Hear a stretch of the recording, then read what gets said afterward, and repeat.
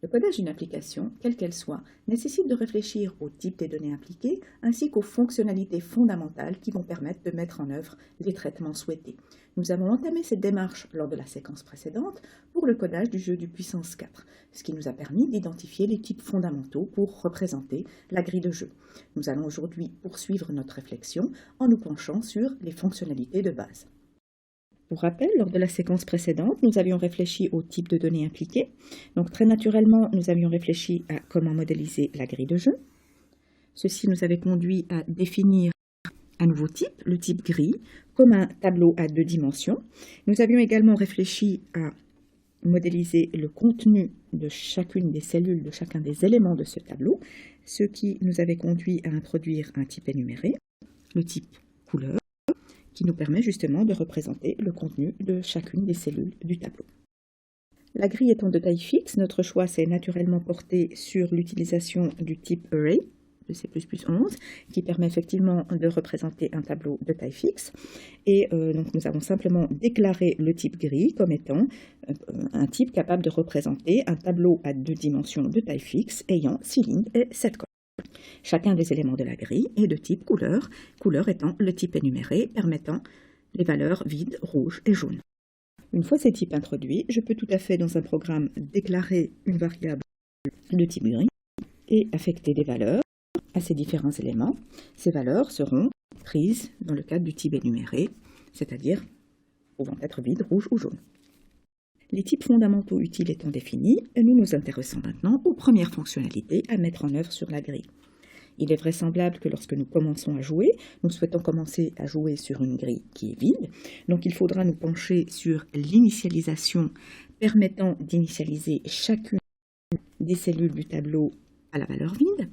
Et bien évidemment, il faudra aussi permettre l'affichage de la grille afin que les joueurs puissent se rendre compte de la progression du jeu. Nous allons, dans le cadre de cette séquence, nous intéresser à l'implémentation concrète de ces 2 fonctionnalités. Donc, nous prévoyons le codage d'une fonction initialise, qui permet l'initialisation de la grille, ainsi que le codage d'une seconde fonction appelée affiche, qui permet l'affichage de la grille. Commençons par l'initialisation. Commençons par imaginer comment s'utiliserait concrètement cette fonction initialise dans un programme. Donc on peut imaginer que dans un programme, j'ai au préalable déclaré une variable grille de type grille. Et pour initialiser cette grille, je peux imaginer que je vais rédiger une fonction qui pourrait être invoquée comme ceci. Donc j'appelle la fonction initialise, qui prendrait en paramètre la grille. Pour en modifier le contenu de quelle façon? Eh bien simplement en remplissant chacune des cellules avec la valeur vide. Intéressons-nous maintenant au codage de cette fonction initialise. Je vois que tel que j'ai imaginé de l'invoquer ici, cette fonction initialise n'a pas besoin de me fournir un résultat. Sa vocation est de modifier la grille, de l'initialiser. Et donc, très naturellement, je vais imaginer d'écrire une fonction initialise dont le type de retour est void, puisque je n'ai pas besoin de récupérer une valeur à la sortie de l'exécution de cette fonction initialise. Donc je rédige ma fonction initialise en lui passant en paramètre une grille. La fonction initialise doit modifier la grille. Donc une fois que j'ai terminé l'exécution de ma fonction, à ce stade du programme, je dois récupérer une grille dont le contenu a été modifié.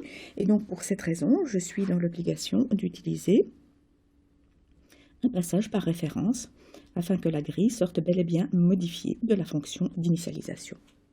Notez que cette façon de concevoir la fonction initialise n'est évidemment pas la seule solution possible. On pourrait imaginer ici qu'au lieu de faire en sorte que la fonction initialise travaille directement sur une grille fournie pour la remplir, on pourrait imaginer que cette fonction initialise retourne une grille initialisée de la bonne façon, ce qui correspondrait à un appel suivant.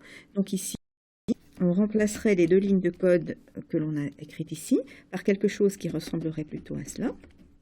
Donc on invoquerait une fonction initialise qui, au lieu de construire une grille donnée, retourne une grille.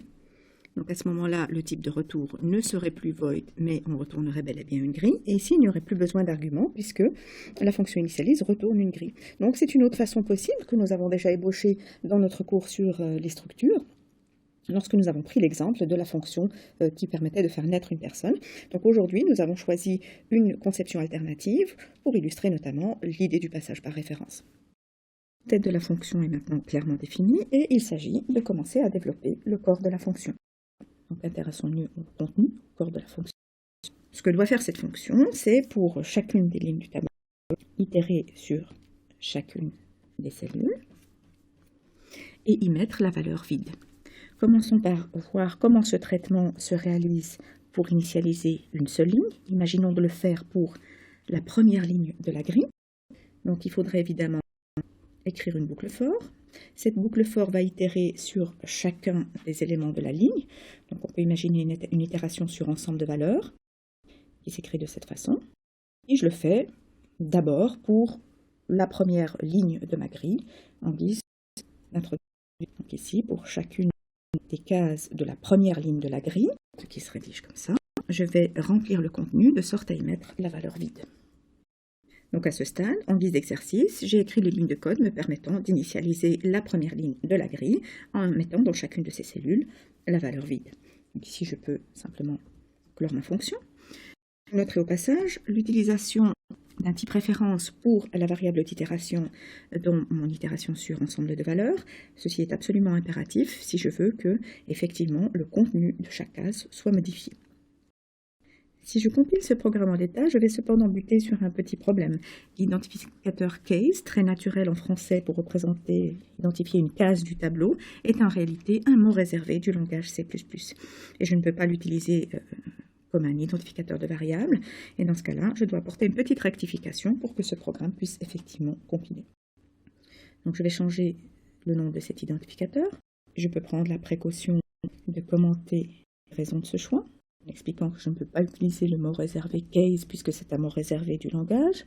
Évidemment, il faudra rectifier l'identificateur là où il est utilisé, comme ceci.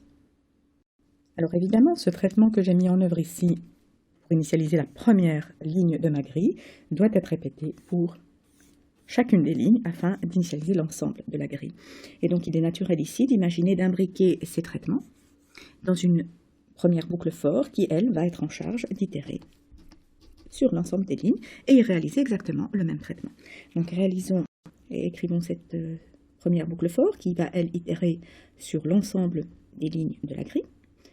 À nouveau, je peux utiliser une itération sur ensemble de valeurs, donc ici avec une variable ligne qui me permet d'itérer sur chacune des lignes de ma grille.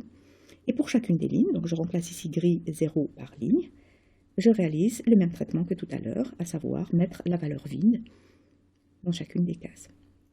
Je corrige un peu mon indentation. Et donc j'obtiens au final un ensemble de lignes de code qui vont me permettre cette fois d'itérer sur l'ensemble des lignes pour en modifier le contenu. Vous noterez au passage également l'utilisation du passage par référence pour la variable d'itération sur ensemble de valeurs afin de garantir que la grille va effectivement être modifiée au fil. Voilà, nous savons désormais initialiser une grille qui a été au préalable déclarée au moyen du type grille qui a été défini à l'étape précédente. Intéressons-nous maintenant à l'affichage de la grille. Donc, comme tout à l'heure, imaginons l'utilisation concrète de cette fonction d'affichage. Il est toujours bon de commencer à imaginer comment la fonction va être utilisée avant de s'intéresser à son codage effectif. Donc typiquement, on peut imaginer que, une fois la grille initialisée, réaliser d'autres traitements sur la grille, je puisse avoir besoin de l'afficher. Et il est naturel d'imaginer que simplement j'invoque une fonction affiche qui prend en paramètre la grille à afficher. Intéressons-nous maintenant au prototype. Comme tout à l'heure, un type void est naturel car une fonction d'affichage va simplement afficher la grille sur le terminal et n'a pas besoin de me retourner le résultat. Et donc ici, je lui passe la grille. Alors maintenant, on va se poser la question de sous quelle forme passer le paramètre grille. Est-ce que je fais un passage par valeur, par référence? La fonction d'affichage a pour vocation d'afficher les valeurs des différentes cases de la grille de jeu. Elle n'a donc certainement pas pour but de modifier le contenu de cette grille. Et du coup, eh bien, il est tout à fait naturel d'imaginer que le passage du paramètre grille va se faire par valeur, puisqu'il n'est pas nécessaire que la fonction affiche modifie le contenu de la grille.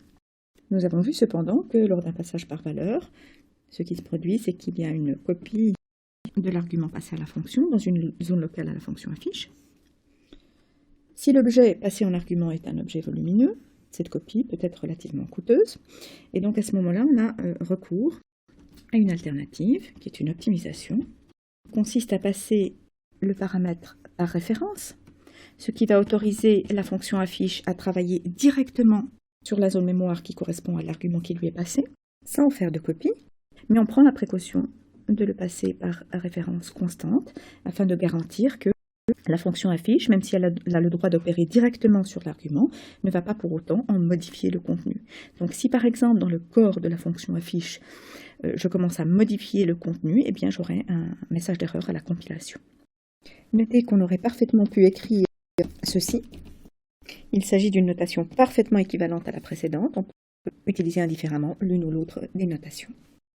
Donc, il s'agit ici d'une optimisation qui va permettre à la fonction de travailler directement sur l'argument, mais en mettant en place un certain nombre de garde-fous qui empêchent quand même la fonction de modifier le contenu, puisque ça n'est pas sa vocation. Cette précaution était indispensable en C++ 98. Elle ne l'est pas systématiquement dans tous les cas en C++ 2011. Cependant, les considérations impliquées vont au-delà du cadre de ce cours, et donc nous allons simplement ici nous contenter de la mettre en œuvre comme précaution et comme bonne pratique pour éviter la copie. Donc ici, le prototype de notre fonction affiche va utiliser le passage par référence constante pour éviter la copie. Procédons maintenant au codage du corps de la fonction affiche. Donc ici, le codage est assez naturel, ressemble beaucoup à ce que nous avons fait pour la fonction initialise. Donc il s'agit ici d'itérer sur chacune des lignes de la grille, et pour chacune des lignes de la grille, itérer sur chacune des cases pour en afficher le contenu sous un format particulier. Donc ici, nous n'allons pas procéder à un affichage graphique, nous allons simplement afficher le contenu de chaque cellule selon une convention particulière sur le terminal. Donc pour itérer sur l'ensemble des lignes de la grille, une itération sur ensemble de valeurs est tout à fait naturelle. Je sais exactement combien de lignes, combien de colonnes à ma grille. Donc ici, pour chacune des lignes de la grille, ce qui s'écrit comme ceci avec une itération sur ensemble de valeurs. Je vais itérer sur chacune des cases de la ligne en question, et donc pour chacune de ces cases, en afficher le contenu sous un format particulier. Donc ici, je dois procéder à des tests pour savoir, en fonction du contenu, qu'est-ce qu'il faut afficher exactement. Donc par exemple, si la case contient la valeur vide, donc la valeur du type énuméré couleur vide, alors je peux choisir par convention d'afficher sur le terminal un espace. Sinon, il faut procéder à d'autres tests. Si la valeur de la case correspond à la valeur du type énuméré rouge, seconde convention possible, donc je peux choisir une convention quelconque, ici par exemple O pour la valeur rouge. Et puis dernier cas, eh bien, je sais qu'il s'agit de la valeur jaune, et je fais un choix d'affichage quelconque, donc, par exemple ici X pour afficher la valeur jaune. Donc ici se termine le corps de ma première boucle for, de ma boucle for la plus interne. Ça veut dire qu'à ce stade, j'ai affiché le contenu d'une ligne et je prends la précaution de faire un saut de ligne pour séparer les différentes lignes une fois qu'une ligne a été entièrement affichée. Ce qui clôt le corps de la toute première boucle for. Et ensuite, je peux terminer le corps de ma fonction affiche. Vous noterez ici qu'il n'a pas été nécessaire dans mes itérations sur ensemble de valeurs d'avoir recours au symbole. Pourquoi? Parce que ici, je ne fais que consulter le contenu des différents éléments, je ne veux pas en modifier le contenu, et dans ce cas-là, auto, sans le symbole du passage par référence, est entièrement suffisant. En bon programmeur, je vais maintenant m'atteler à commenter ma fonction affiche. En effet, les choix d'affichage auxquels j'ai procédé ne sont pas forcément prévisibles, et donc il est bien que quelqu'un qui consulte mon code puisse connaître ces conventions sans pour autant aller lire l'intégralité du corps de la fonction. Et à ce moment-là, donc, je prends la précaution de commenter mon code en précisant les conventions adoptées pour le codage. Et je précise que je vais afficher un O pour une case rouge et X pour une jaune. Tester les fonctionnalités au fur et à mesure que l'on progresse dans le codage d'une application est absolument indispensable pour produire du code robuste et de qualité. C'est une recommandation qui vous a été faite au tout début de notre étude de cas sur le puissance 4. Nous allons donc maintenant commencer à tester nos premières fonctionnalités, à savoir l'initialisation de la grille et son affichage. Pour tester les fonctionnalités en question, il me suffit d'écrire un petit programme principal qui va simplement invoquer les fonctions initialise et affiche sur une grille que j'aurai au préalable déclarée. Donc ici, j'invoque ma fonctionnalité d'initialisation sur la grille et l'affichage de la grille. Voilà, donc peut-être naturel ici d'avoir envie de tester les affichages sous toutes les formes possibles. Donc si je me contente d'initialiser la grille puis de l'afficher directement, je n'aurai que des cases vides. Et à ce moment-là, il est intéressant de voir que tous les cas sont proprement traité. Donc en fait, je vais essayer de couvrir tous les cas en remplissant ma grille à certains endroits avec des jetons jaunes et à d'autres avec des jetons rouges. Ce que je fais ici, par exemple, sur des cases arbitrairement choisies. Donc l'affichage auquel je m'attends suite à l'exécution de ce programme devrait ressembler à ceci. Donc ici, pour toutes les cases de la grille, hormis celles que j'ai explicitement affectées, j'aurai l'affichage d'un espace. Ce que je représente ici pour plus de clarté par ces symboles, mais il faut noter qu'en réalité, rien ne sera affiché, il n'y aura qu'un espace. Et puis pour les deux cases particulières que j'ai remplies avec les jetons jaunes et rouges, eh bien j'aurai des affichages particuliers. Ici, la case de la grille à la position, à la ligne 2 et à la colonne 3 doit être jaune, ce qui correspond à ma convention d'affichage X. Donc ici, j'ai bel et bien l'indice de ligne 0, 1, 2, ce qui correspond à ce numéro de ligne. L'indice de colonne 0, 1, 2, 3, ce qui correspond à ceci. Et de façon analogue, je dois donc avoir ma convention d'affichage pour un jeton rouge à la position ligne 2, colonne 4. Donc concrètement, dans mon jeu du puissance 4, ce jeu de test me permet de créer une grille qui aurait un jeton jaune ici et un jeton rouge là.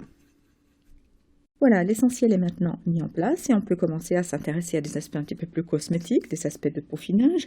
Ici, l'affichage de notre grille est relativement austère, on ne peut pas bien distinguer les différentes colonnes entre elles, et ce d'autant que l'on ne voit pas concrètement la séparation entre les espaces.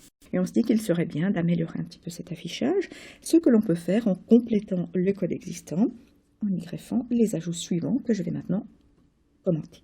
Donc ceci nous permettrait d'avoir un affichage un petit peu plus explicite, donc notamment de séparer les différentes colonnes par des barres verticales, et puis de numéroter explicitement les différentes colonnes en dessous de la grille, afin de pouvoir visualiser plus clairement le contenu de notre grille de jeu. Donc quels ont été les ajouts nécessaires pour parvenir à cette forme d'affichage? Eh bien, je commence avant chaque ligne par afficher un espace suivi d'une barre verticale, ce qui va me permettre d'afficher chacun de ces éléments pour chacune des lignes. Ensuite, après l'affichage du contenu de chaque case, qu'il soit vide, rouge ou jaune, eh bien, je suis l'affichage par celui d'une barre verticale, ce qui me permet d'afficher chacune de ces barres verticales ici. Donc le reste des traitements est exactement pareil.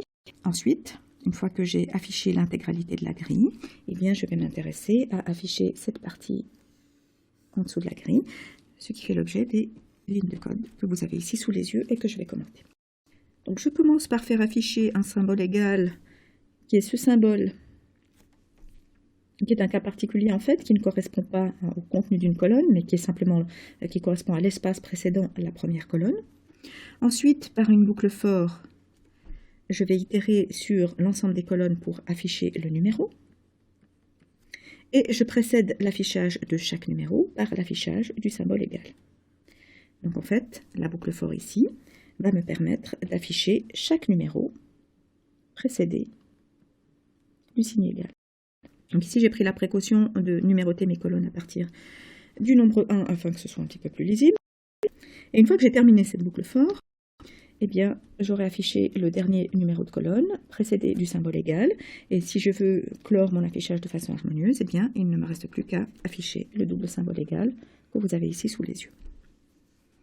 Tout ceci suivi d'autant de retours de ligne qu'il me semble nécessaire. Et à ce moment-là, j'aurai peaufiné mon affichage de sorte à le rendre plus lisible. Notez ici que je ne suis pas en train d'itérer sur l'ensemble des valeurs de la grille, mais je suis en train d'itérer autant de fois qu'il y a de colonnes dans la grille. Et à ce moment-là, j'utilise une itération for classique et non pas une itération sur ensemble de valeurs. Mon i prend autant de valeurs qu'il y a d'éléments de nombre de colonnes. Le nombre de colonnes est un élément de type taille, ce que je représente en C++ au moyen du type size_t. Donc il s'agit là d'une bonne pratique à observer pour coder ce genre de traitement. Nous voici arrivés au terme de cette étape. Nous savons désormais modéliser une grille du jeu puissance 4. Nous savons également l'initialiser et en afficher le contenu. Nous pouvons maintenant passer au vif du sujet, ce qui va être l'objet des séquences suivantes.